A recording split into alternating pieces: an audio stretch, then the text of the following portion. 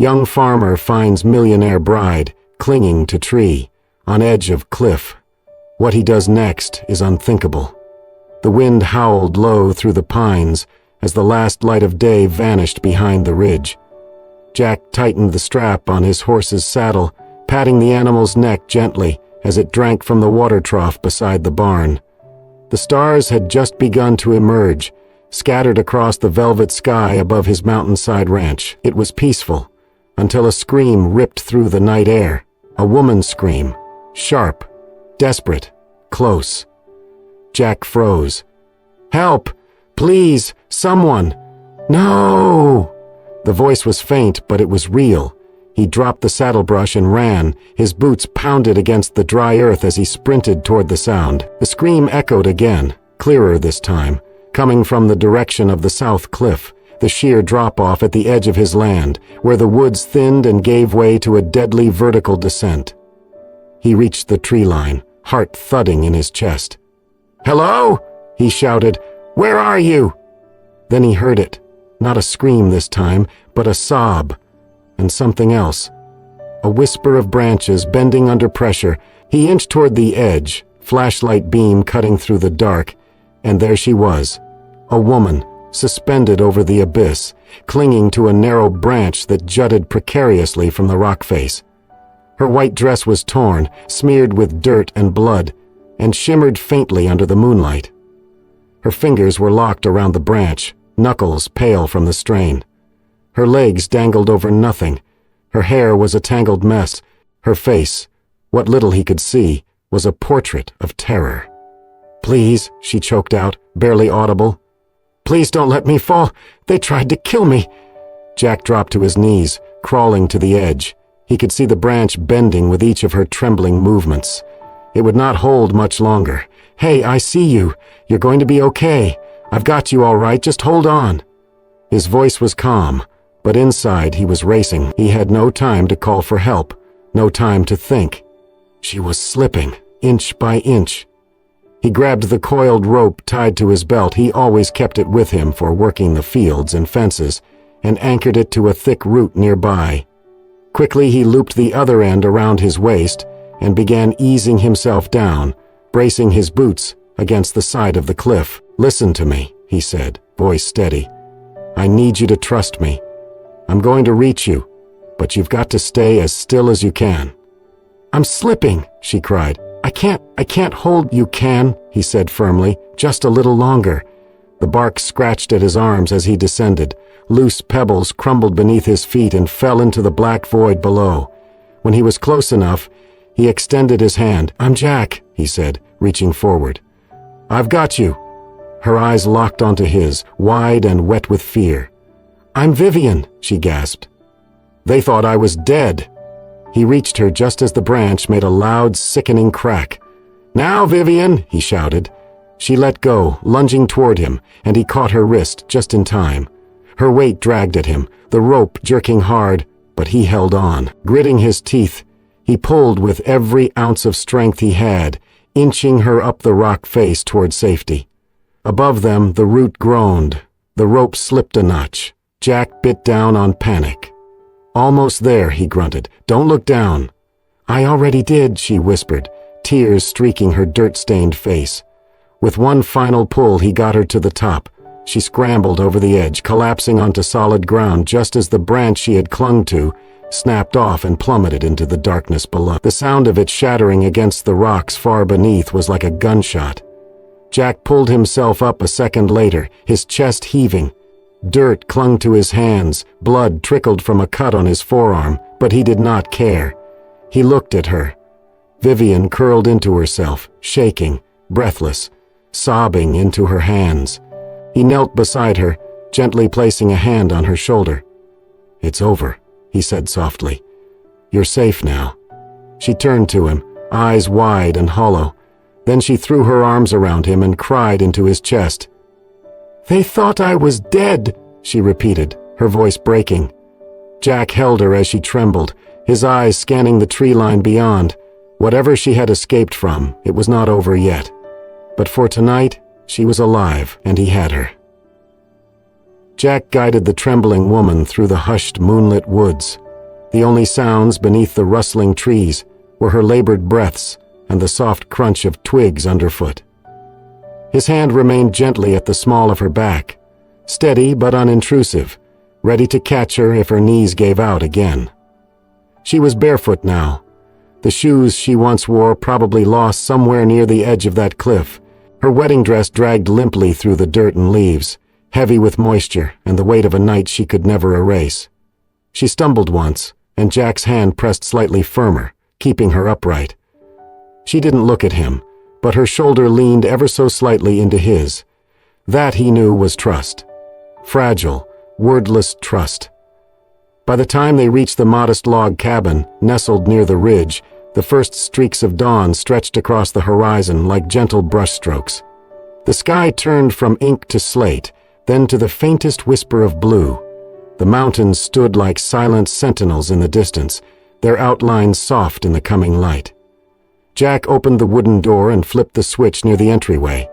A single lamp glowed to life, casting a warm halo across the pine-paneled walls and into the simple, lived-in space. The cabin smelled of cedar, old books, and the faintest trace of the morning's coffee, still lingering in the air.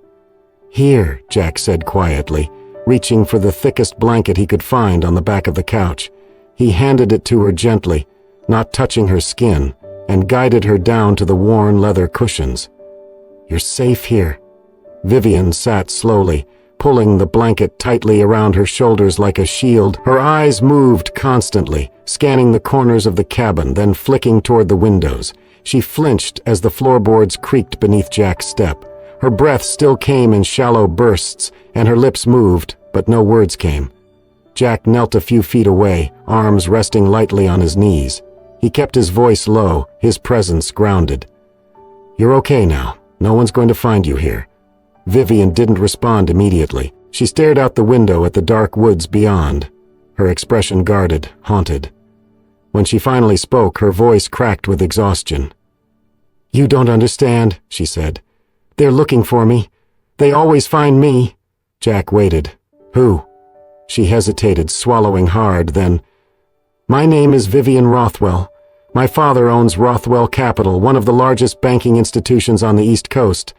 I'm his only child, the heir to everything." Jack's brows lifted, but he didn't speak. He let her continue. "They arranged a marriage," she said, her voice losing all pretense of emotion, "to Vincent Hale. You might have heard of him. He's not just powerful, he's dangerous. Charismatic when he wants to be, but cold, controlling. He doesn't love anyone, just ownership." She curled the blanket closer around herself. "I didn't want to go through with it. I begged my parents to stop it. But to them I was just a strategic move, a way to merge empires. I didn't matter, just my name." Her voice dropped as her eyes shifted to the window. "I found out Vincent never wanted me, not really. He wanted the Rothwell name, the media, the access. I was a key to unlock more power." She took a shaky breath. "So I ran. The night before the wedding. My driver, someone I trusted, helped me escape. We drove through the night. I thought I'd made it, that I was finally free." Jack remained still, listening. "But they found me," she whispered. "Vincent's men, not regular bodyguards, professionals, ruthless. They chased us up into the mountain roads. My driver, I think they caught him. I heard him yelling, but I didn't look back." She turned to Jack then, eyes wide, haunted. "I ran until there was nowhere left to go. The edge of the cliff. I slipped. I grabbed onto that branch. I thought, maybe they'd help me up." Her voice broke, and her hands gripped the edge of the blanket. "They didn't help. They watched, and then they pushed me." Silence fell thick around them. "They wanted me gone." The words hung in the air like ice. Vivian's composure cracked. She dropped her face into her hands, and the sobs came, ragged, breathless, unstoppable. Years of fear, silence, and control shattered in a storm of grief. Jack slid to the couch, sitting beside her, not touching, just close enough to feel like support. "They failed," he said gently. "You're still here." She nodded through her tears. "I don't know how that branch held me, or how you found me." "It doesn't matter," Jack replied. "You're alive, and you're not alone." Vivian turned to him, her eyes swollen but steady. "You don't even know me." "I don't have to," he said. "I know what they tried to do, and I know you didn't deserve it. But you do deserve to heal, to breathe." For a while neither spoke.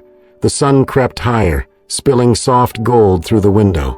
The woods outside stirred, birds waking, the day beginning.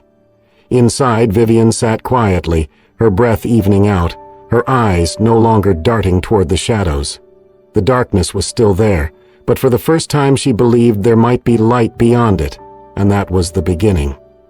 The days passed slowly, as if the forest itself had agreed to give Vivian time. She stayed hidden at Jack's cabin, her name never spoken aloud beyond those wooden walls. He did not press her for more than she could give. Instead, he offered her what he had: quiet mornings, warm meals, and a place that felt, for once, untouched by power and expectation. Vivian rarely left the cabin in those first days.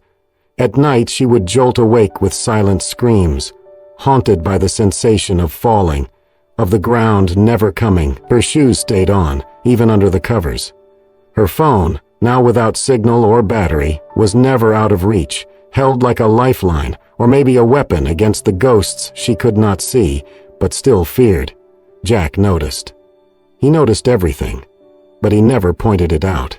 He let her sit in silence, or help him rake leaves. He gave her space, and slowly she began to fill it. They found comfort in routine. Jack taught her how to brush the horses and feed the chickens. She showed him how to make real pancakes, not the dry ones he was used to. Sometimes they would listen to old records while sweeping the porch. Other times they simply shared a coffee in quiet. One afternoon, Vivian stood in the tiny kitchen, rolling out dough for cookies, her sleeves dusted with flour. Jack leaned against the doorway, arms crossed, watching her with a soft smile. "I haven't seen you smile like that before," he said. Vivian looked up, surprised. "Like what?" "Like you forgot what was chasing you," he replied. She hesitated, then gave a small, almost shy smile. "Maybe I did, for a moment." Jack never responded with big words, just a nod or a warm look that said everything. By the second week, she began to help him read through some financial reports from a struggling co-op Jack was trying to support. Numbers had always been her language. She marked pages with sticky notes, explaining things gently. Jack listened, learning more from her in a few hours than he had in years of mail-in workshops. One evening, just after sunset, they sat on the back porch, watching the sky turn navy blue. The sounds of crickets hummed around them. Vivian wrapped her hands around a mug of cocoa, her knees pulled up to her chest. "You ever think," she said softly, "about what you'd be if the world hadn't made you who you are?" Jack turned to her. "I think I'd still be here, with a cabin, a horse, maybe a better pair of boots." She smiled again. The peace they had built felt real, until the night it cracked. It was late, the stars were out. Jack was finishing chores in the barn while Vivian washed dishes. Then came the sound, sharp, sudden, out of place, a twig snapping just beyond the tree line. Jack froze.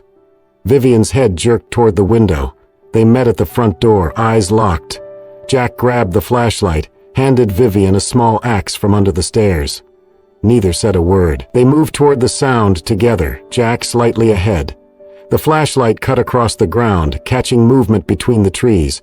Jack motioned for Vivian to stay behind him. Another sound, closer, a rustle in the leaves. Then silence. Jack swept the beam slowly. That was when he saw it. Half buried in the soil near the edge of the woods. A cigarette butt. But not just any cigarette. A custom-rolled, gold-tipped one. The exact brand Jack remembered Vivian mentioning when describing Vincent's personal security. Rare, imported, used only by his most elite men. Jack picked it up slowly, turning toward Vivian. Her face drained of color. She stepped back, her breaths shortening. "No," she whispered. "No, no, no."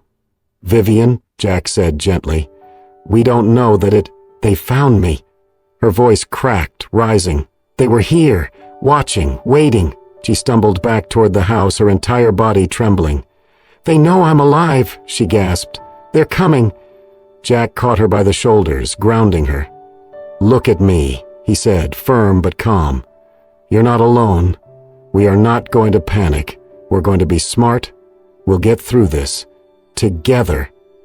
Vivian stared into his eyes, searching for some crack in his resolve, but there was none. Still, the fear inside her was real. She had tasted safety, just long enough to remember what it meant, and now it might be slipping away.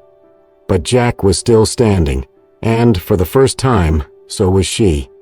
The cabin was quiet, lit only by the flickering glow of the fireplace, but inside a storm was brewing. Jack sat across from Vivian at the kitchen table, a laptop open between them. The face on the screen belonged to Natalie Rhodes, an investigative journalist known for exposing corporate corruption, and next to her was Marcus Lang, a civil rights attorney with a reputation for taking down untouchable men. "We have one shot," Natalie said, her voice firm. "If we want to bring Vincent down, we need undeniable evidence, on tape, in his own words." Vivian nodded slowly, her fingers laced tightly together. "As the cell, we lure him out." Marcus leaned forward. "You reach out, tell him you want to come back. Tell him you regret running. Set up a meeting somewhere isolated, somewhere we control." Vivian glanced at Jack. He gave her a silent nod. A plan was set. Vivian would text Vincent from a burner phone, pleading for a private meeting.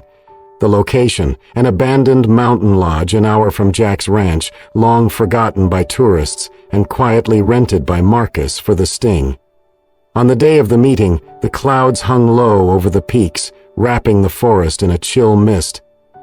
Vivian wore a wire hidden beneath her clothes, the microphone resting just above her ribs, every word set to stream live to the team outside. A small earpiece let her hear Marcus, who would cue the officers waiting nearby. Jack drove her to the trailhead but stayed behind, blending into the crew as a hired hand doing repairs. In flannel and worn jeans, he looked like nothing more than a background figure. But his eyes never left the door once Vivian went inside. The lodge was dark, dusty and silent, exactly as they needed it. Vivian stood by the cracked fireplace, heart pounding. Every step had led to this moment. Then, footsteps, the heavy creak of boots on wooden floors. Vincent Hale stepped through the doorway like a man returning to claim property. He looked exactly the same, expensively dressed, confident, cold. "Vivian," he said, spreading his arms. "You finally came to your senses." She stood tall. "I wanted to talk, privately." He approached, the smirk never leaving his face. "I gave you everything, you know, a future, a name, and you threw it away because you thought love mattered more than legacy." "I didn't throw anything away," she said. "You tried to kill me." He laughed. "Kill you? Vivian, darling, please. I told them to scare you, shake you up. You're dramatic as always." She didn't flinch. "You paid men to chase me off a cliff." Vincent's voice dropped, a venomous purr. "You made it harder than it had to be. You should have just walked down the aisle. We both would have been rich, adored, untouchable. You think money makes this disappear? I think power does." He leaned in closer. "I own judges, Vivian. Journalists. Your little show here? Pathetic." Vivian tilted her head. "So you admit it?" Vincent's smile twitched. "Admit what? That I saved you? That I gave you more than you ever deserved?" Vivian's heart raced. "No, that you orchestrated my fall. That you ordered my death." There was a pause, a beat too long. Vincent's mask slipped. "I cleaned up your mess," he growled. "I covered for you. I paid those men to make sure you wouldn't ruin everything. You were never supposed to survive." Vivian's breath caught. "I gave you a life," Vincent hissed, stepping forward, his voice sharp and low. "And I can take it back." He raised a hand just as Jack burst through the back entrance, fists clenched. "Get away from her," Jack shouted.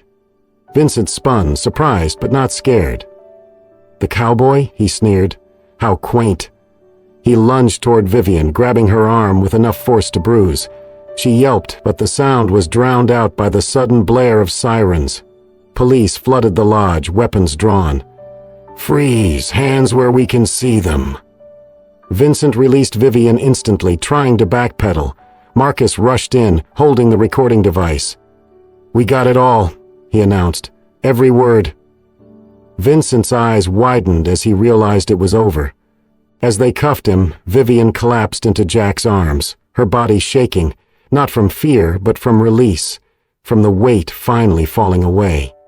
"You did it," Jack whispered, holding her close. "No," she said, voice steady now. "We did."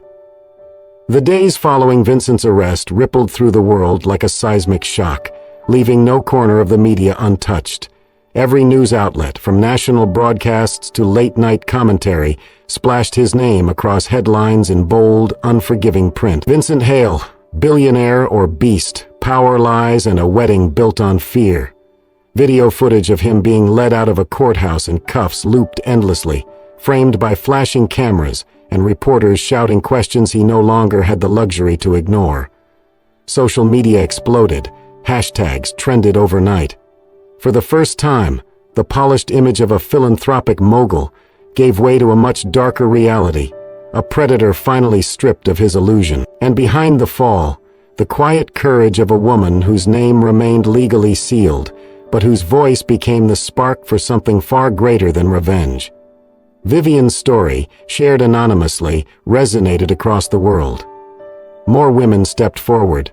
Some had been his assistants, others former romantic partners, interns, or employees from companies absorbed into his empire. Their stories were nearly identical, meticulously controlled lives, threats hidden beneath smiles, rewards dangled in exchange for silence. What began as whispers became a collective roar, a reckoning. In quiet corners of coffee shops and noisy office break rooms, women who had once felt alone realized they were not, and Vivian, though she never stood at a podium or revealed her face, became the quiet symbol of what it meant to say no, whistles to survive, to rise. The Rothwell family, once proud to align themselves with Vincent's success, issued a televised apology. The patriarch stood stiffly behind a podium, flanked by executives and attorneys, and read a prepared statement. They apologized for their silence, for enabling, for the pain caused by prioritizing business over humanity. Vivian watched it once from Jack's couch, then turned the screen off.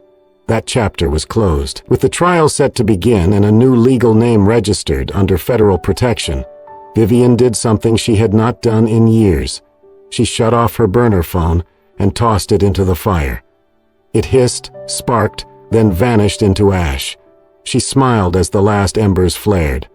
Her past, for the first time, no longer hunted her. The return to the ranch was quiet, unannounced. No helicopters overhead, no reporters staked at the end of the long gravel road. Just Jack's truck pulling into the driveway, and the soft, familiar nicker of the horses waiting by the fence. The cabin stood exactly as they had left it, weather-worn but sturdy, warm from the late afternoon sun. Vivian stepped out of the truck and took a long breath of the high mountain air. She closed her eyes and exhaled, slow and deep, feeling the weight she had carried for so long finally begin to lift. This wasn't a hiding place anymore. It was home. Inside, time had stood still. The 2 coffee mugs remained on the shelf, right where she had left them, the same blanket folded neatly on the arm of the couch. The half-finished garden journal she had once filled with seed plans and sketches sat by the window, untouched since the night of the sting. Jack didn't say anything. He stood behind her, watching her rediscover the life she had paused. When she turned, he smiled, that quiet, grounding smile that had never once asked her to be anything but herself. That evening they sat together on the porch, as they had done so many times before. The sunset painted the sky in strokes of orange and rose gold, casting long shadows over the hills and turning the trees into silhouettes. Steam rose from their mugs. The air was still. Vivian watched the breeze move through the trees, soft and rhythmic, like a familiar lullaby. "I used to think freedom meant escape," she said, her voice a soft thread in the hush of dusk. "Getting away from him, from the name, from the eyes always watching." Jack didn't speak. He just looked at her, waiting. "But it's not that," she continued, turning toward him. "It's not running, it's choosing. Choosing where to live, choosing who I want to be, choosing who I want beside me." She reached for his hand, the gesture simple but full of meaning. "Freedom isn't hiding," she said. "It's choosing who I want to be. With you." Jack's fingers curled around hers. No dramatic response, just presence, strength, quiet love. Vivian leaned her head on his shoulder, her eyes fixed on the horizon, where the sun dipped slowly behind the peaks. No more fleeing, no more looking over her shoulder. She had made her choice. And in the silence, in the stillness of that golden evening, Vivian found something she had never had before. A life that was truly hers. And this gentle, grounded, fearless beginning was the moment it all truly started. The morning was clear, the kind of clear that only came after days of rain. The sky a soft, endless blue with not a single cloud in sight. The air was crisp, filled with the earthy scent of pine, and a gentle breeze rustled through the trees surrounding the ranch. Jack stood at the edge of the porch, gazing toward the forest trails behind their home, when he turned and found Vivian watching him, her coffee mug cradled in both hands. "Want to take a walk?" he asked casually, as if it was just any other morning. But his eyes held something deeper, something unspoken, but quietly certain. Vivian studied him for a moment, then smiled, slipping her hand into his without hesitation. "Lead the way," she said, softly, curious but completely content to follow. They walked together through the familiar woods, side by side, the crunch of leaves underfoot marking their pace. Vivian's steps were steady now. There was no fear in the way she moved, only wonder. She had not come back to this part of the forest since that terrifying night, the night she had clung to a thread of life on the edge of a cliff, suspended between this world and the next. But today, her heart didn't race, her breath didn't catch in panic. Today, she walked toward it. As they crested a low ridge, the trees parted, and she came to a stop, her breath hitching in her throat. The cliff, that cliff, stood just ahead, but it was no longer the same place where she had nearly lost everything. It had changed. The jagged rocks and wild brush had been cleared. In their place stood a small wooden platform, sturdy and smooth, extending just enough to offer a full view of the valley below. A rustic handrail, made from cedar and old rope, framed the edge, and wildflowers bloomed along the newly laid path. A simple wooden bench faced outward toward the horizon. Vivian took a few tentative steps forward, eyes wide. "You did this?" she asked, her voice barely above a whisper. Jack nodded, his tone equally soft. "I wanted to give it back to you, not as the place where it almost ended, but where it really began." Her eyes filled with tears as she stepped closer to the railing. The view stretched endlessly, rolling hills dipped in sunlight, golden fields in the distance. The wind brushing softly against her face like a long-lost friend. She closed her eyes for a moment and breathed deeply. There was no dread here now, only peace. When she turned around, Jack was standing a few steps behind her, his hands in his pockets, watching her with a quiet, steady gaze. "This was the place you chose to live," he said, his voice catching slightly with emotion. "Now, will you choose to live with me?" Vivian stood frozen for a moment, overwhelmed. Then her lips parted, and a slow, radiant smile broke across her face. Tears slipped down her cheeks, not from sadness, but from a joy so profound it rooted her to the earth. She didn't speak at first. Instead, she reached into the pocket of her coat and pulled out a small object, worn and weathered. She walked toward him and opened her palm. It was a bracelet, braided carefully from a length of rope. The rope was frayed, its fibers uneven and rough, but it was strong. Familiar. Jack's eyes widened slightly. "Is that?" "It's the rope you used to save me," she whispered, stepping even closer.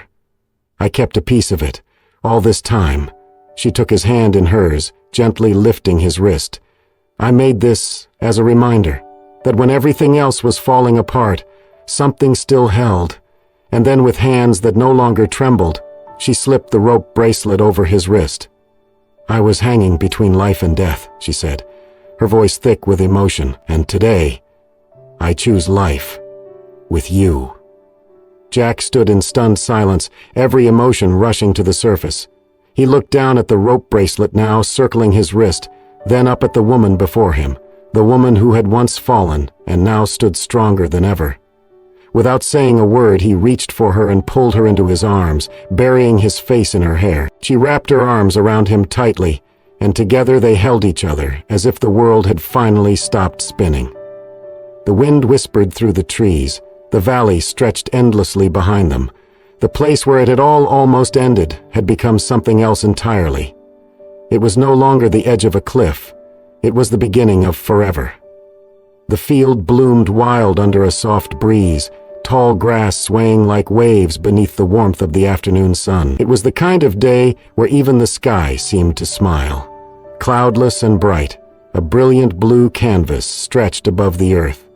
Butterflies flitted among the wildflowers, and bees buzzed lazily through patches of blooming clover. The scent of pine from the nearby forest mixed with the sweet sun-warmed fragrance of blossoms, creating a kind of stillness that only nature could hold. At the edge of the meadow, where the trees stood like silent witnesses and the cliffs lay just beyond the veil of green, a simple wooden arch rose from the ground. It had been built by Jack and a few friends. Nothing extravagant, just hand-sanded beams and twine, wrapped with wild vines and white flowers that Vivian had gathered herself that morning. Beneath it, Jack stood tall, his usual stoic expression softened by the warmth in his eyes and the slight tremble in his fingers as he adjusted his collar. His suit was modest, the fabric light, perfect for the open air, but there was something timeless about the way he stood, like the earth itself had shaped him for this moment. He kept his gaze fixed on the path between the chairs, simple wooden benches borrowed from neighbors, and waited. Then he saw her. Vivian stepped into the clearing barefoot, the grass brushing gently against her legs. Her dress floated around her like mist at dawn, soft linen, the color of quiet hope. She had sewn it herself, every stitch a whisper of her journey. The lace had once belonged to her mother, handkerchiefs tucked away in a cedar chest long forgotten. The buttons came from the dress she wore the night her old life nearly ended. She'd salvaged them, polished them, and woven them into something new. Now the dress belonged to her, not to a family name or a man who tried to claim her, but to the woman who had survived. Jack's breath caught in his throat as their eyes met. Vivian smiled, a deep, radiant smile that spoke not of fairy tales or perfect endings, but of endurance, of healing, of choosing love after fear. Behind her skipped Lily, the little girl they had adopted 6 months earlier. She carried a basket filled with flower petals, which she tossed joyfully into the air, laughing as they rained down around her. Her sundress matched Vivian's, sewn from the same fabric scraps. Her curls bounced wildly with every spin, her laughter echoing across the meadow like music. The small crowd of guests rose from their seats, not hundreds, just a handful of friends, neighbors, and the few people who had stood by them through everything. There were no reporters, no camera flashes, just shared smiles and teary eyes. Vivian reached the arch and took Jack's hands in hers. Everything else faded. The wind quieted, the birds paused. The forest, the cliffs, the earth itself seemed to hold its breath. Her voice trembled, but not from fear. "Not one of us chooses where we begin," she said, her eyes locked on Jack's. "I didn't choose the chains, the fear, or the fall, but I chose to live. I chose to fight, and today I choose to begin again, with you." Jack's voice, when it came, was deep and steady. "You were never broken, just waiting to be free, and I will spend every day reminding you of that freedom." They kissed beneath the arch, slow and certain, as Lily tossed the last of her petals with a cheer. The guests clapped, some wiping tears from their eyes as a soft acoustic melody rose from a nearby speaker, carried gently on the wind. Vivian laughed as Jack swept her into a spin, her dress twirling around her legs. For the first time in years, she felt weightless, not because she had forgotten the past, but because she had claimed the future. Later, As the sun dipped below the mountains and the sky turned lavender and rose, Jack led 3 horses from the barn, one for himself, one for Vivian, and a smaller, spirited one for Lily. They mounted together, their silhouettes glowing in the twilight. They rode slowly through the forest, where light filtered through the trees in golden streaks. The path wound toward the cliffs, the very place where Vivian had once clung to life, her future hanging by a thread. Now that trail was lined with wildflowers, and where fear once lingered, there was peace. The moon rose high, casting a silver sheen across the land, and just as they reached the overlook, the horizon ahead blushed with the first golden promise of dawn. They did not stop. They rode forward, 3 hearts, 1 family, through the very place that had once marked an ending. Now it was the beginning, and the path ahead shimmered with light. As the sun rose over the edge of the world, casting light on a place once filled with fear, a new story was written, not in tragedy but in triumph. Vivian, Jack, and little Lily proved that even the darkest cliffs can lead to the brightest beginnings when love, courage, and choice come together. This was not just a story about survival, it was a story about reclaiming life, about turning pain into purpose, about choosing love not because you have to, but because you are finally free too. If this story touched your heart, made you believe in second chances, or reminded you that healing is possible, please take a moment to subscribe to Soul-Stirring Stories. Here, we share true and powerful tales of resilience, love, and hope. Stories that speak to the soul. Thank you for watching, and remember, no matter how far you fall, there is always a way back to the light.